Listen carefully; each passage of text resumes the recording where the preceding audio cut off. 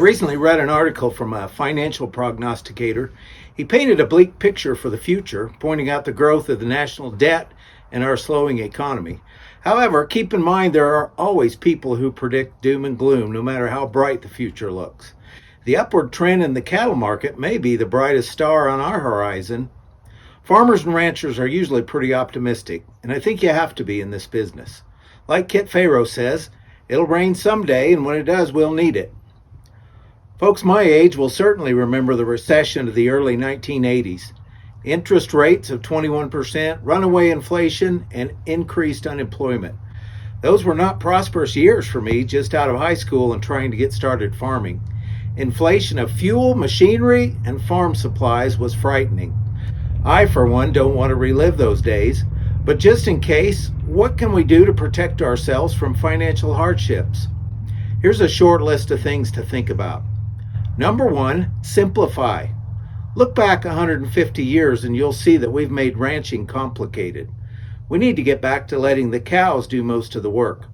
Grazing expert Jim Garish says every time you put a piece of steel between your cow's mouth and her next meal, you cut into your profit.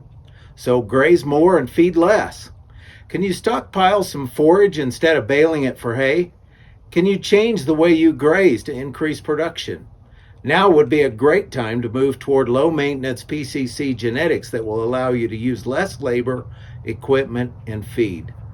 Number two, reduce debt. Americans accept debt as a normal part of life. We no longer ask how much a new car costs, we ask how much is my monthly payment. Debt can be managed effectively as long as the value of your assets stay relatively stable.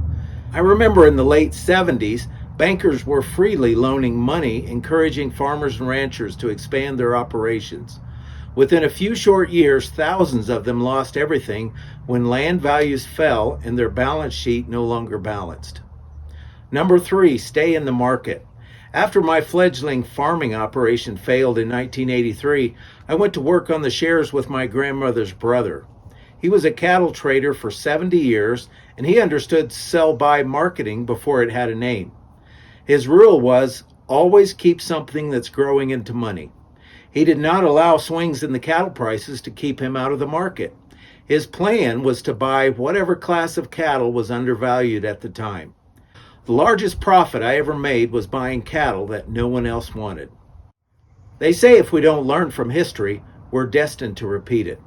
It's good to be cautious with your finances, but don't let it keep you home from the dance. Why not use this upturn in the cattle market to be prepared for whatever is next? I'll see you next time on the Herd Quitter Minute.